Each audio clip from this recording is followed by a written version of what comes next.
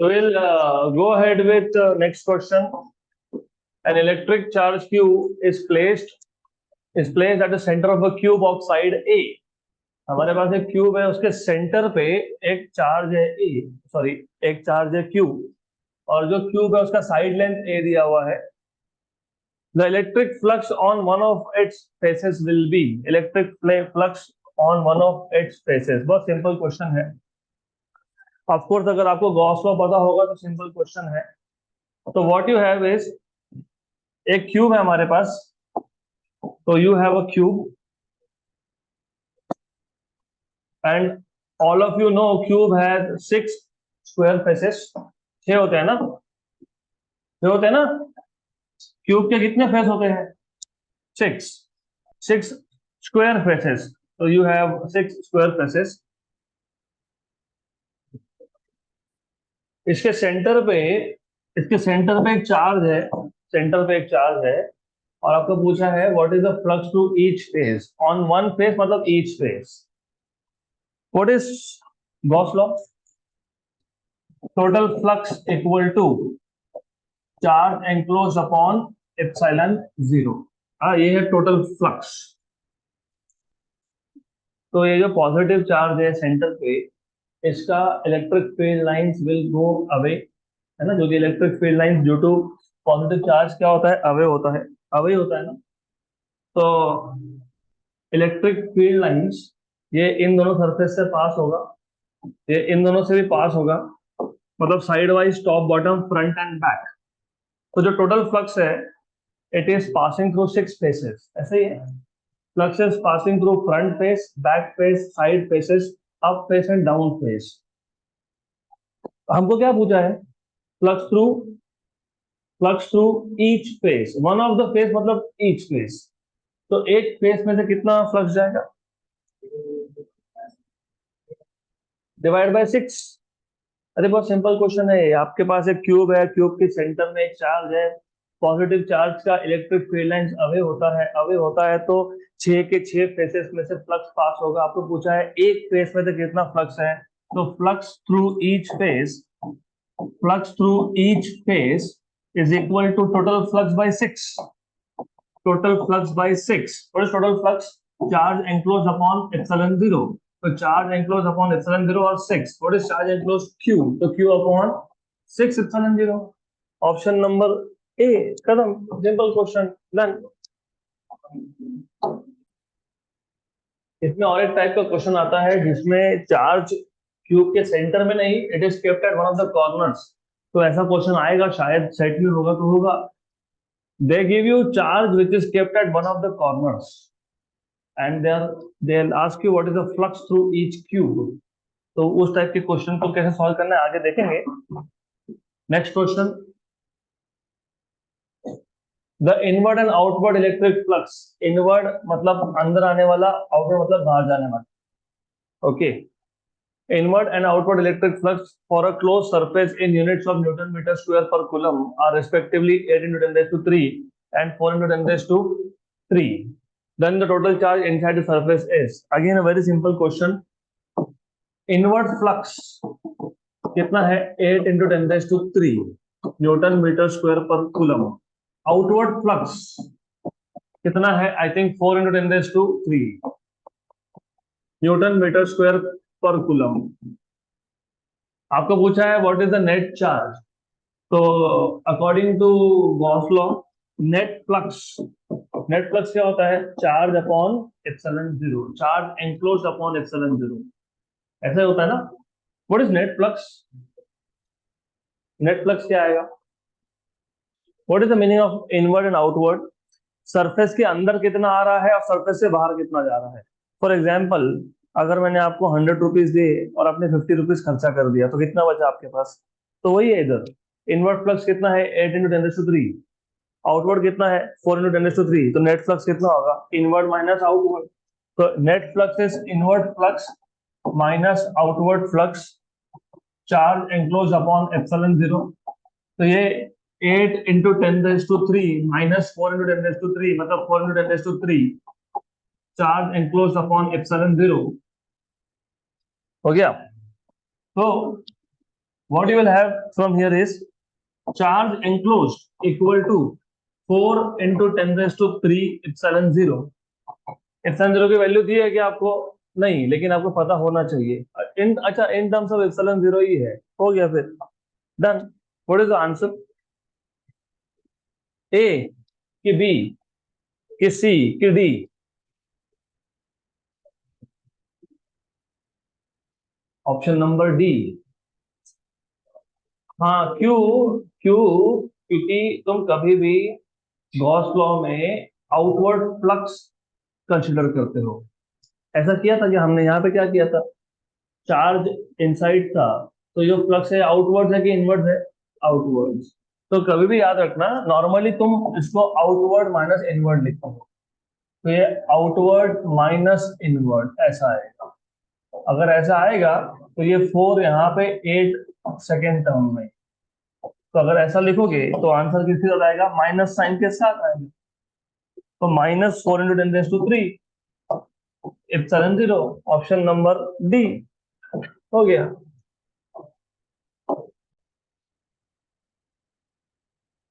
तो negative negative flux का मतलब ये होता है कि इनवर्ट फ्लक्स ज्यादा है और आउटवर्ड फ्लक्स कम है, और पॉजिटिव फ्लक्स का मतलब होता है कि आउटवर्ड फ्लक्स ज्यादा है और इनवर्ट फ्लक्स कम है. Simple.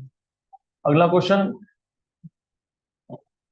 If the electric flux entering and leaving an enclosed surface respectively is phi 1 and phi 2, the electric charge inside the surface will be, वही क्वेश्चन है सेम. एंटरिंग, एंटरिंग मतलब inward flux कितना है? phi 1. और living मतलब outward flux कितना है? phi 2. और आपको चार्ज एंक्लोज पूछा है, वही क्वेश्चन है सेम. तो what is net flux? Charge enclose by epsilon 0. तो what is charge net flux into epsilon 0? Net flux into epsilon 0. अभी मैंने बताया what is net flux, outward minus inward into epsilon 0. Outward flux को क्या बोला तुमने? phi 2. Inward कितना है? phi 1. तो phi 2 माइनस phi 1 एप्सिलॉन 0 है क्या? Option number B. Simple question done.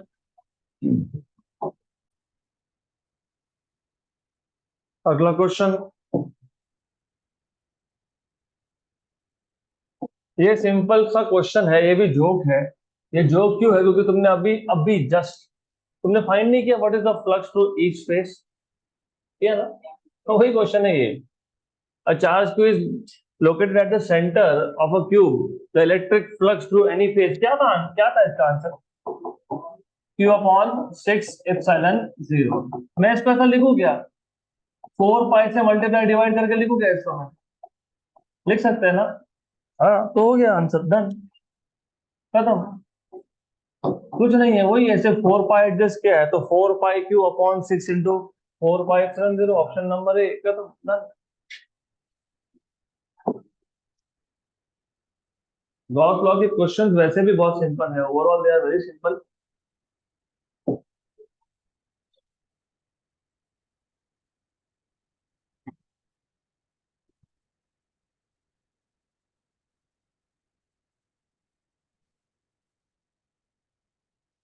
Next question.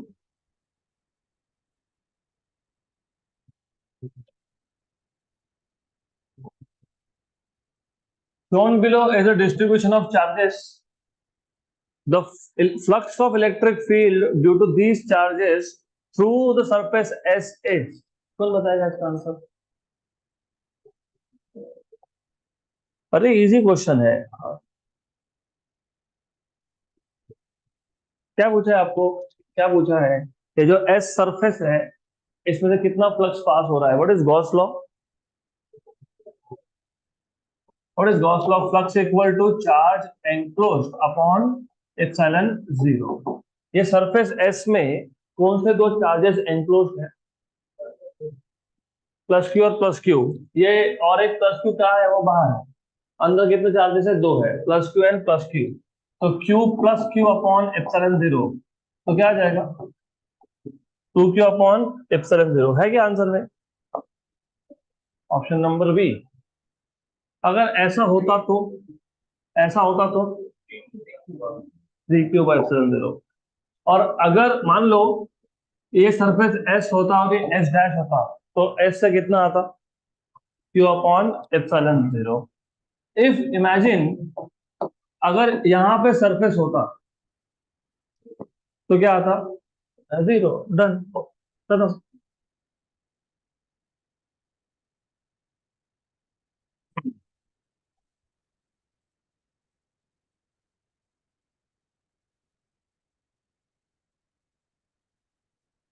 Extremely simple.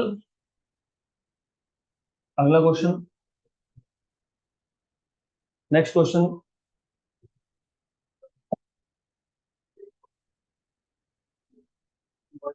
यहाँ तो आउटवर्ड ही है ना, यहाँ पे दोनों चार्जेस पॉजिटिव है, इलेक्ट्रिक फील्ड लाइन दोनों बाहर की तरफ है, तो वो बाहर सरफेस के बाहर है ना, तो फ्लक्स कहाँ से क्रॉस होता है, सरफेस से होता है ना। तो फ्लक्स कहाँ से पास होता है, फ्लक्स पास होता है सरफेस से। तो सरफेस के अंदर कितना चार्ज है वो देखना पड़ता है। वैसे बाय द वे अगर दोनों में से एक चार्ज को नेगेटिव कर देंगे ना, दोनों में से एक को माइनस कर दिया, तो फ्लक्स विल बी जीरो। क्यों जीरो, क्योंकि जितना पॉजिटिव चार्ज का फ्लक्स होगा उतना ही नेगेटिव चार्ज का फ्लक्स होगा, पॉजिटिव का आउटवर्ड्स होगा, नेगेटिव का इनवर्ड्स होगा। Next question, the electric flux for Gaussian surface A that enclose the charged particles in free space is, okay. आपको पूछा है electric flux for Gaussian surface ए, तो एक गॉसियन सरफेस है ए, ए that enclose a charge particle in free space S, तो आपको a surface में से फ्लक्स निकालना है, ए में से। तो what will be flux through A, charge enclose by epsilon zero. A के अंदर कौन से चार्जेस एंक्लोज है,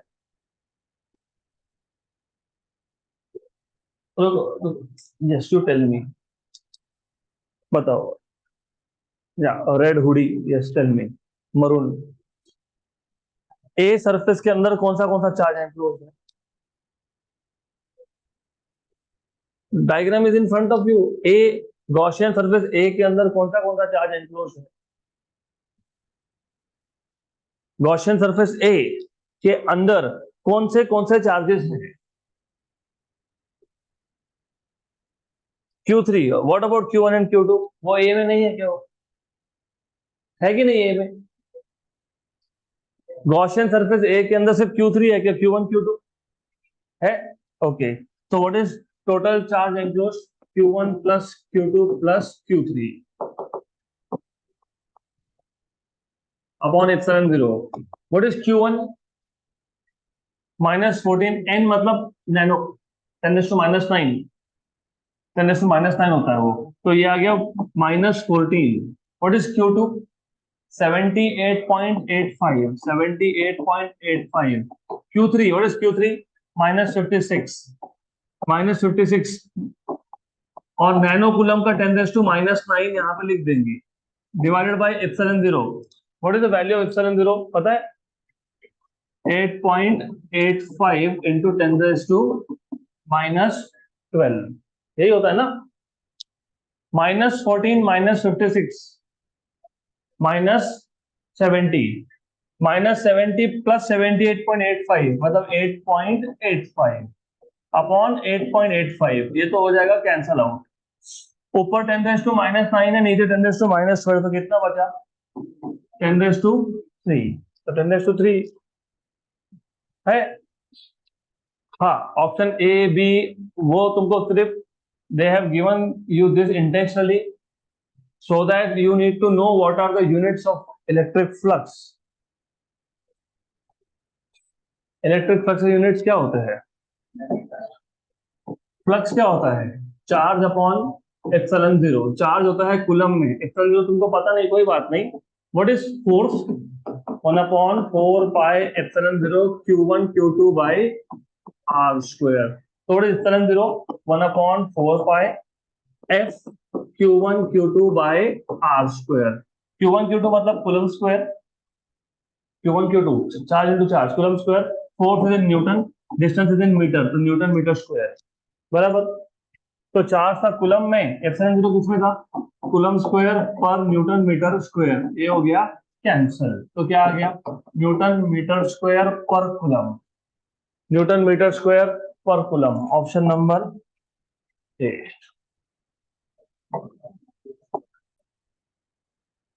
नेक्स्ट क्वेश्चन,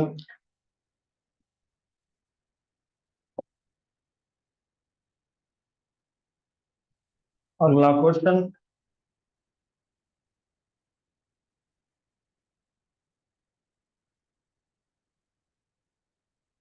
ये भी सिंपल है। The electric field due to an infinite cylinder of radius r and having charge q per unit length at a distance small r, where small r is greater than capital R from its axis is। तो ये Gauss law का application है जो मैंने आपको बताया था कि 12th में आएगा, तो अभी हमको यहाँ क्वेश्चन में आ गया तो कर लेते हैं। पहले क्वेश्चन में बोला क्या है, electric intensity due to infinite cylinder of radius r having charge q पर यूनिट लेंथ। आपको याद है मैंने तीन टाइप के चार्ज डेंसिटी बताए थे आपको, एक था चार्ज पर यूनिट लेंथ कूलम पर मीटर, एक था चार्ज पर यूनिट एरिया कूलम पर मीटर स्क्वायर, और एक का चार्ज पर यूनिट वॉल्यूम कूलम पर मीटर क्यूब। कूलम पर मीटर मतलब चार्ज अपॉन लेंथ को डिनोट करते हो तुम लैम्डा से, उसको बोलते हो लीनियर चार्ज डेंसिटी। तो यहाँ पे भी वही, यहाँ पे आपको लीनियर चार्ज डेंसिटी दिया है, चार्ज पर यूनिट लेंथ दिया है आपको।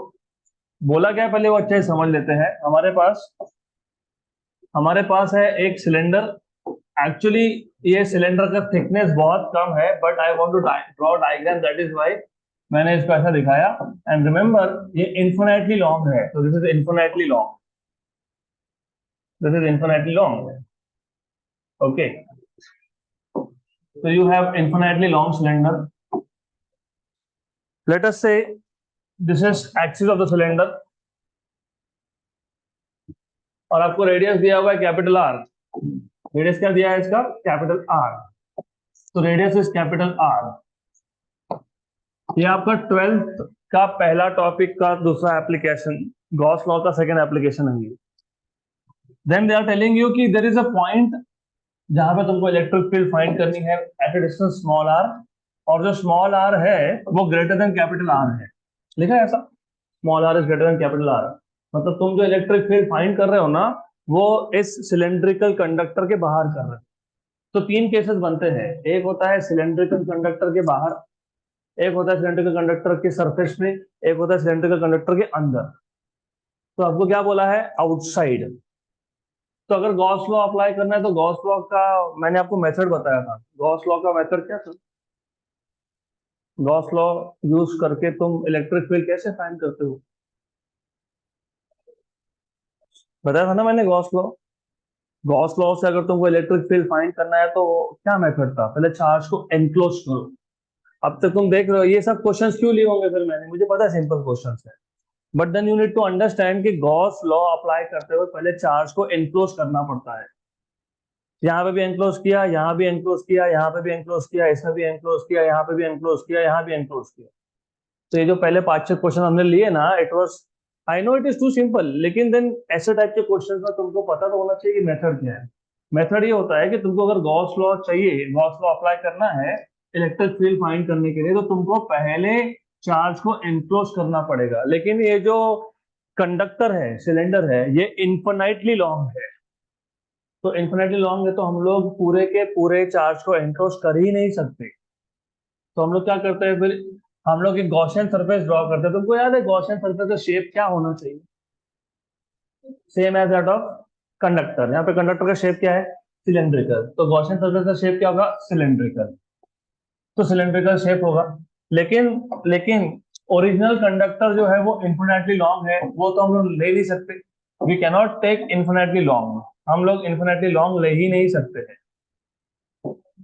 तो उस केस में what we can do is, हम लोग एक गॉसियन सरफेस ड्रॉ कर लेंगे which has a cylindrical shape, which has a cylindrical shape।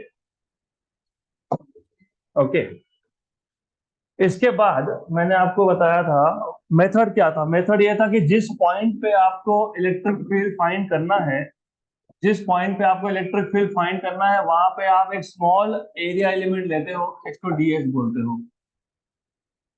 जिस पॉइंट पे आपको इलेक्ट्रिक फील्ड फाइंड करना होगा, वहां पे आप एक स्मॉल एरिया एलिमेंट लेते हो, उस एरिया एलिमेंट को डीएस बोलते हो। और ये पॉजिटिवली चार्ज कंडक्टर है, तो पॉजिटिवली चार्ज कंडक्टर का इलेक्ट्रिक फील्ड का डायरेक्शन क्या होता है, अवे। अवे होता है ना इलेक्ट्रिक फील्ड। तो ये आ गया इलेक्ट्रिक फील्ड का डायरेक्शन, ई बार। बराबर। और ds इसका डायरेक्शन क्या होता है? अवे। अवे होगा ना, नॉर्मल टू द सरफेस होता है ना। अरे एरिया एलिमेंट का डायरेक्शन कैसे निकालते हो? By drawing normal to the area element. तो मैं अगर ds पे ही नॉर्मल ड्रॉ कर दूं, मैं अगर ds पे ही नॉर्मल ड्रॉ कर दूं तो उसका डायरेक्शन भी क्या है? अवे आ रहा है। तो ये ds का डायरेक्शन हो गया। हो गया। तो e बार और ds बार का डायरेक्शन क्या आ गया? सेम। तो एंगल कितना है दोनों में? 0। So here you should remember theta is 0. Therefore, E bar dot ds bar equal to ADS cos theta. So E bar dot ds bar is ADS cos theta. So ADS cos 0. What is cos 0? 1. तो क्या आ जाएगा? ADS। ये तुमने flux कहां से निकाला? Small element से। तो इसको मैं नाम दे देता हूं d phi. Flux through small area element. Small area element से फ्लक्स भी स्मॉल होगा। स्मॉल होगा कि नहीं? तुमने एरिया एलिमेंट स्मॉल लिया तो फ्लक्स भी स्मॉल है। तुमको फ्लक्स एक्चुअली किस में से निकालना है? पूरे के पूरे गॉसियन सरफेस में से। तुमने फ्लक्स कहां से फाइंड किया? स्मॉल एलिमेंट से। Do you remember Gauss law में तुम टोटल फ्लक्स कैसे निकालते हो? कैसे निकालते याद है?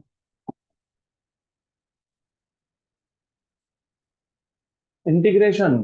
तुम ऐसे छोटे छोटे एलिमेंट्स हर जगह पे इमेजिन करते हो और टोटल फ्लक्स होता है integration over all this small. छोटे छोटे एरिया एलिमेंट्स हर एक में से फ्लक्स पास होगा, क्योंकि इलेक्ट्रिक फील्ड लाइन हर जगह पे होंगे ना, सिर्फ यहाँ पे नहीं होंगे, हर जगह पे। तो इलेक्ट्रिक फील्ड लाइंस आपके हर जगह पे होंगे। तो you will have electric field lines everywhere. यहाँ भी होगा, यहाँ भी होगा, यहाँ भी होगा, नीचे भी होगा, हर जगह पे होगा। तो flux is passing through each of this small element. तो टोटल फ्लक्स निकालने के लिए क्या करते हैं हम लोग? Integration over all this small fluxes. तो इंटीग्रेशन डी फाई, लेकिन डी फाई क्या आ गया? एडीएस। इलेक्ट्रिक फील्ड किस पे डिपेंड करता है? चार्ज पे और स्क्वायर ऑफ डिस्टेंस पे, है ना? क्यू अपॉन आर स्क्वायर लिखते हो तुम। अभी जो एरिया एलिमेंट है डीएस, ये एरिया एलिमेंट डीएस मैंने कहीं पे भी लिया होता, यहां ले सकता हूं, यहां भी ले सकता हूं, यहां पे भी ले सकता हूं। पूरे के पूरे गॉसियन सरफेस पे तुमने एरिया एलिमेंट कहीं पे भी ले लिया, उसका एक्सिस से डिस्टेंस क्या रहने वाला है? सेम। और चार्ज एनक्लोज भी क्या है? सेम। तो चार्ज भी सेम है, डिस्टेंस भी सेम है, तो इलेक्ट्रिक फील्ड भी क्या होगा? सेम। तो electric field at every point on the Gaussian cylinder is same. तो इलेक्ट्रिक फील्ड कांस्टेंट आ गया, कांस्टेंट इंटीग्रेशन के बाहर इंटीग्रेशन डीएस।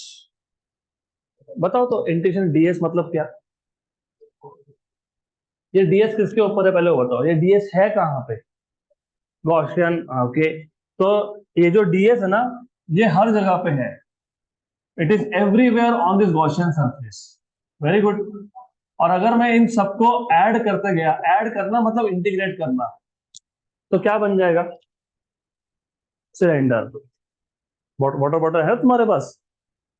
ये सिलेंडर था।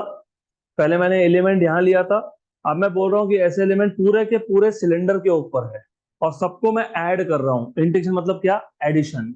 तो सबको मैं अगर ऐड करता हूँ तो पूरा का पूरा क्या मिलना है तुमको? Cylinder. What is what is surface area of cylinder? मैं वॉल्यूम नहीं पूछ रहा हूँ, सरफेस एरिया ऑफ सिलेंडर क्या होता है? पाई आर स्क्वायर एच, ये वॉल्यूम होता है। मैंने सिर्फ सरफेस का एरिया पूछा है, ऊपर के सरफेस का, मैंने वॉल्यूम नहीं पूछा आपसे। What is this? 2 pi R, circumference, into height मतलब लेंथ इन दिस केस। तो 2 pi R L is the surface area. तो ये अगर मैं गॉसियन सरफेस का लेंथ अगर मैं एल मान लेता हूं, स्मॉल एल, तो what is total surface area? Surface area मतलब सिर्फ सरफेस का एरिया, वॉल्यूम नहीं। Volume will be pi R square L. और डायमेंशनली भी सोचो ना, आर स्क्वायर मतलब L/2। तो पाई आर स्क्वायर एल, तो L/3 बन गया। L/3 क्या होता है? वॉल्यूम होता है। ये क्या आएगा? ये आएगा E into 2 pi R L. 2πr is the circumference, और कैपिटल आर मत लिखना, कैपिटल आर कंडक्टर का रेडियस है, स्मॉल आर गॉसियन सरफेस का है। फ्लक्स कंडक्टर में से नहीं पास होता है, फ्लक्स कंडक्टर जनरेट करता है, फ्लक्स पास किस में से होता है, गॉसियन सरफेस में से। और रियल सरफेस कौन सा है, कंडक्टर है, और इमेजिनरी कौन है, गॉसियन है। तो फ्लक्स कहाँ से पास हो रहा है, इमेजिनरी में से, तो 2 पाई स्मॉल आर एल ऐसा लिखना पड़ेगा, 2 पाई स्मॉल आर एल। हो गया, तो आपको फ्लक्स मिल गया। क्या मिल गया आपको, फ्लक्स, जल्दी बोलो क्या मिल गया, E into 2 pi R L, equation number 1। अगर मुझे गॉस लॉ चाहिए तो गॉस लॉ के अकॉर्डिंग टोटल फ्लक्स क्या होता है, charge enclose upon epsilon zero. अभी तुमको फ्लक्स तो मिल गया, चार्ज एंक्लोज कैसे फाइंड करोगे, व्हाट इज चार्ज एंक्लोज, ये जो गॉसियन सरफेस है उसके अंदर कितना चार्ज एंक्लोज है, कैसे फाइंड करेंगे, कैसे फाइंड करेंगे। आपको चार्ज पर यूनिट लेंथ कितना बोला हुआ है, Q. What is the meaning of charge पर unit length, total charge upon length, इसको क्या बोलते हो, चार्ज पर यूनिट लेंथ, ऐसे ही होता है ना, जिसको हम लोग लैम्डा से डिनोट करते हैं ना, लैम्डा से, उसको इन्होंने क्यू से डिनोट किया है तुमको कंफ्यूज करने के लिए। तो they just want to confuse you. हम लोग ना एक काम करेंगे, कंफ्यूज हमको होना नहीं है, तो हम लोग इसको लैम्डा बोल देंगे। व्हाट इज लैम्डा, चार्ज पर यूनिट लेंथ, बराबर। They just want to confuse you, charge पर यूनिट लेंथ को क्यू बोल दिया, हमने जिसको लैम्डा बोला था वो उसको क्यू बोल रहे हैं, और हमको जरूरत भी नहीं है क्योंकि तुमको सिर्फ प्रोपोर्शनलिटी पूछा है, डोंट वरी, ये आ गया। तो what is charge from here, lambda into L, हो गया। तो आपको चार्ज एनक्लोज मिल गया। ये इक्वेशन नंबर 1 और 3 कहाँ जाएगा, इक्वेशन नंबर 2 में। तो from equation number 1, 2 and 3, total flux क्या है, टोटल फ्लक्स क्या है, total flux E into 2 pi R L. Charge enclose कितना आया, लैम्डा एल अपॉन क्या लिखोगे, एप्सिलॉन जीरो, एल और एल हो गया कैंसल। तो what is electric field, what is electric field, 1/2 pi epsilon zero lambda by are. तो electric field is inversely proportional to R, option number, यहाँ ध्यान दो, करेक्ट है, नथिंग रॉन्ग, मैं वापस रिपीट कर रहा हूँ, ध्यान दो यहाँ पे क्योंकि इंपॉर्टेंट है। 12th का आपका सेकेंड टॉपिक ही है इलेक्ट्रोस्टैटिक्स का ये। हमारे पास एक इन्फिनिटली लॉन्ग सिलेंडर था, of course this cylinder carries charge, इसके ऊपर चार्ज है, और ये जो सिलेंडर है इसका रेडियस है कैपिटल आर, इसका रेडियस है capital R, okay. Let us show axis of this cylinder, axis of the cylinder, the radius of this is capital are. हमको बोला है कि हमारे पास एक पॉइंट है जो स्मॉल आर डिस्टेंस पे है, और small R greater than capital R है, मतलब ये जो स्मॉल आर डिस्टेंस है ये सिलेंडर के बाहर है, the point is at outside the cylinder, small R. और ये जो स्मॉल आर डिस्टेंस पे पॉइंट है, लेटर से पी पॉइंट, इस पी पॉइंट पे तुमको फाइंड करना है, क्या फाइंड करना है, इलेक्ट्रिक फील्ड। अगर पॉइंट चार्ज होता तो electric field directly 1/4 pi epsilon zero Q by R पर आ जाता, बात खत्म हो जाती। लेकिन मैंने आपको बताया था कि गॉस लॉ हम कहाँ यूज करते हैं, गॉस लॉ हम कहाँ यूज करते हैं, गॉस लॉ हम यूज करते हैं जहां पे चार्जेस एक्सटेंडेड हो, मतलब पॉइंट में नहीं हो, स्फीयर पे है, एक सरफेस पे है, सिलेंडर पे है, एक्सेट्रा एक्सेट्रा। ये पॉइंट चार्ज तो नहीं है, तो हम लोग डायरेक्टली इलेक्ट्रिक फील्ड फाइंड नहीं कर सकते, तो हमको गॉस लॉ से मिल सकता है इलेक्ट्रिक फील्ड। लेकिन गॉस लॉ यूज करने का एक कंडीशन था कि तुमको चार्ज को एनक्लोज करना पड़ेगा, एनक्लोज करना मतलब चार्ज को क्लोज करना।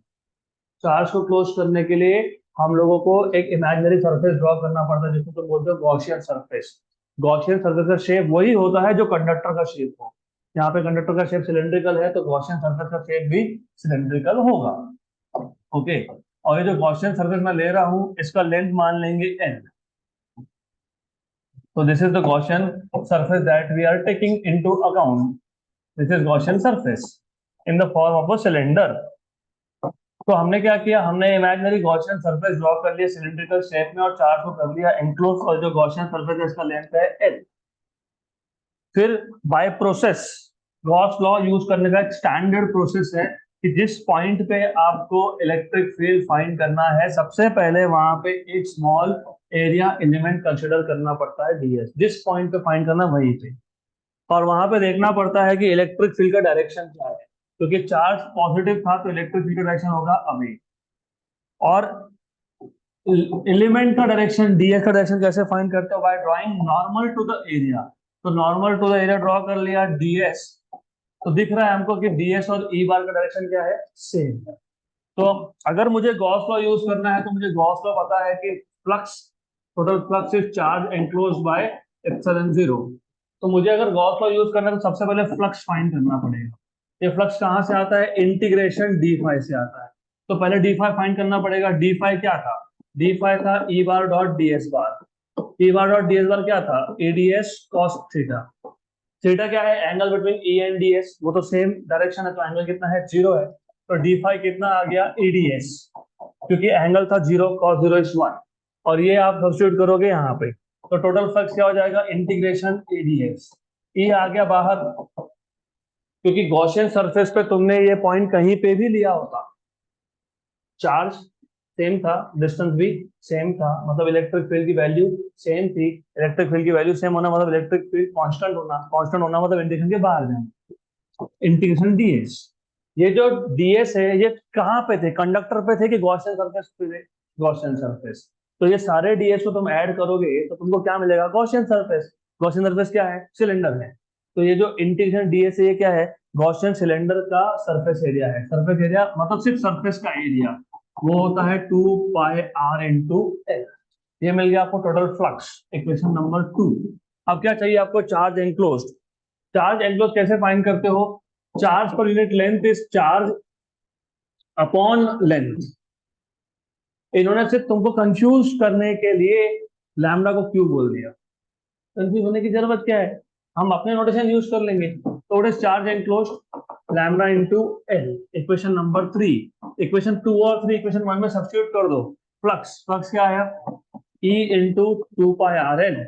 चार्ज एनक्लोज कितना आया, लैम्डा एल अपॉन क्या था, एप्सिलॉन जीरो। एल और एल क्या हो गया, कैंसिल हो गया। तो इलेक्ट्रिक फील्ड क्या आ गया, 1/2 pi epsilon zero lambda by r, lambda by are. तो electric field is inversely proportional to r. लेकिन लिखते वक्त बहुत जगह पे ऐसा लिखते हैं, 1/4 pi epsilon zero two lambda by R. सिर्फ 2 मल्टीप्लाई डिवाइड क्यों करते हैं, क्योंकि आपको 1/4 पाई एप्सिलॉन जीरो की वैल्यू पता होती है, कितनी वैल्यू है, 9 × 10⁹ हो गया, क्वेश्चन खत्म, डन।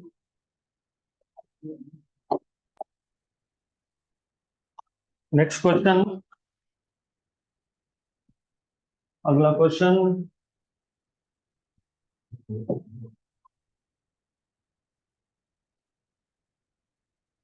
तो डन।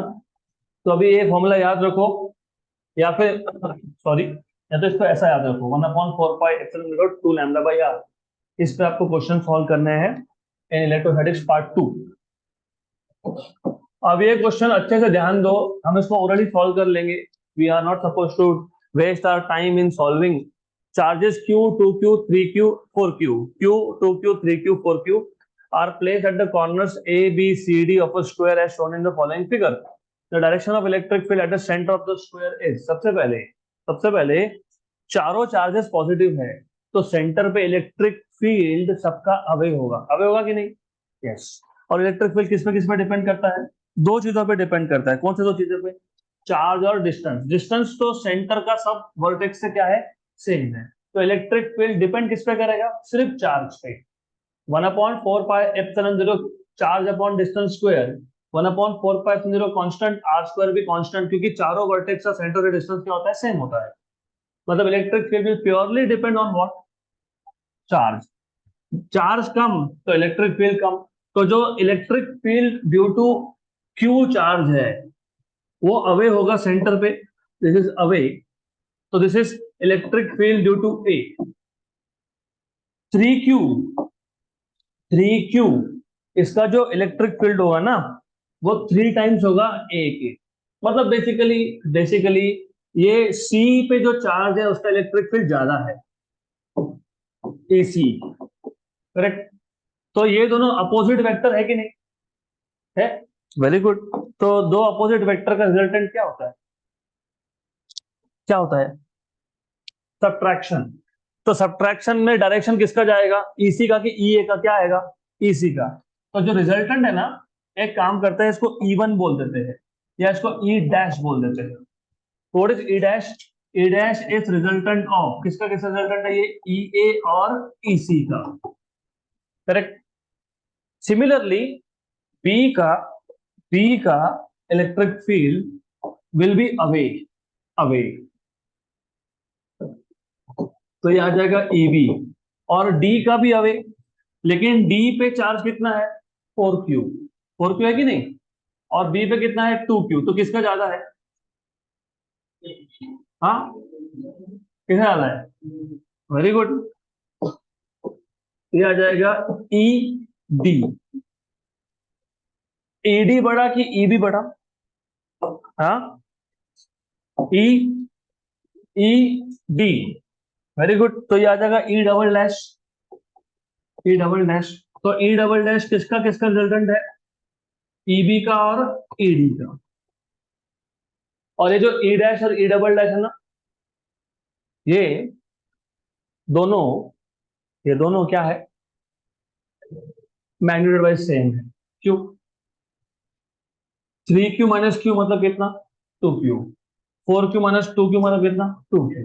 तो ई डैश और e double dash both have same magnitude.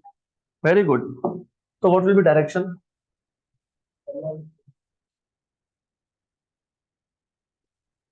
What will be direction of resultant? Diagonal, मतलब यहाँ पे जाएगा, ऐसा आएगा ना? यस, तो ऐसा आएगा, ये आ जाएगा final electric field in it. तो बताओ, the direction of electric field at the centre of the square is along A B. A B है ये? सी बी है ये? बी डी है? बी डी है? नो। ए सी है? No.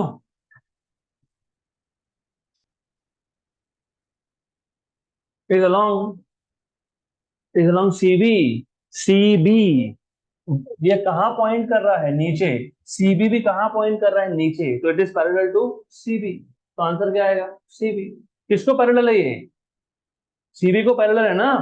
तो जो फाइनल, आपका जो फाइनल आएगा, फाइनल वो ऐसा आने वाला है कि नहीं? ऐसा आएगा कि नहीं? तो नेट इलेक्ट्रिक फील्ड किसको पैरेलल है? किसको पैरेलल है नेट इलेक्ट्रिक फील्ड? सीबी को। तो बराबर है option number B, CB. Done, खत्म। वेक्टर को तुम कहीं पे भी मूव कर सकते हो कि नहीं कर सकते हो? कर सकते हो ना। तो मैं ये वेक्टर, नेट इलेक्ट्रिक फील्ड के वेक्टर को मैं यहां भी लिखा सकता हूँ। तो इट इज अलोंग सीबी। खत्म। There is nothing to solve. इस क्वेश्चन में कुछ सॉल्व करने से है ही नहीं। ओके, तो अभी आगे बढ़े। तो डायरेक्शंस, बस डायरेक्शन देखना था आपको। बराबर। चलो, नेक्स्ट क्वेश्चन। दूसरा प्रश्न।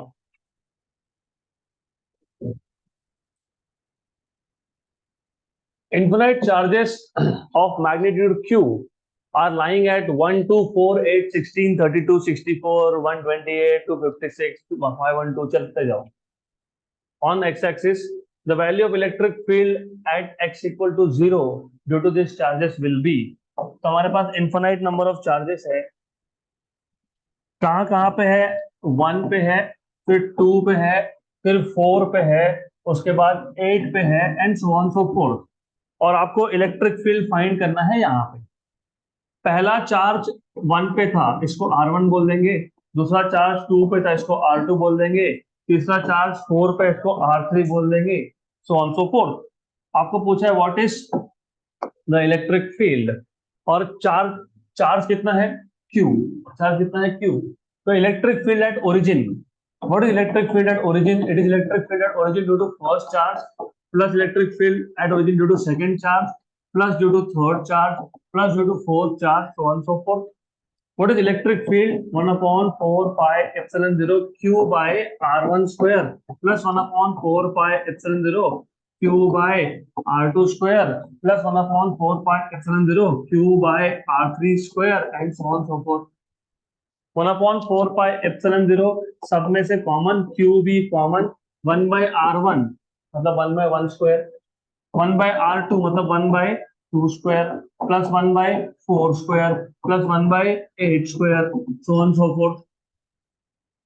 1 upon 4 pi epsilon 0 की वैल्यू होती है 9 into 10 raised to 9 और चार्ज तो Q था 1 plus 1 by 4 plus 1 by 16 plus 1 by 64, ये क्या बन गया? Geometric progression. याद है क्या? What is sum of infinite terms of GP?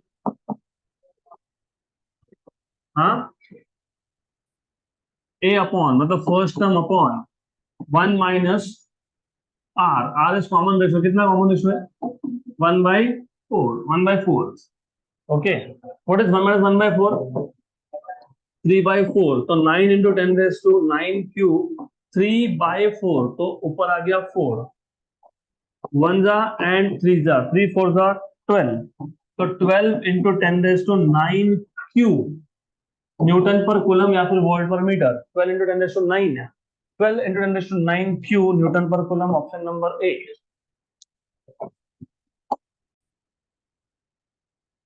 Next question,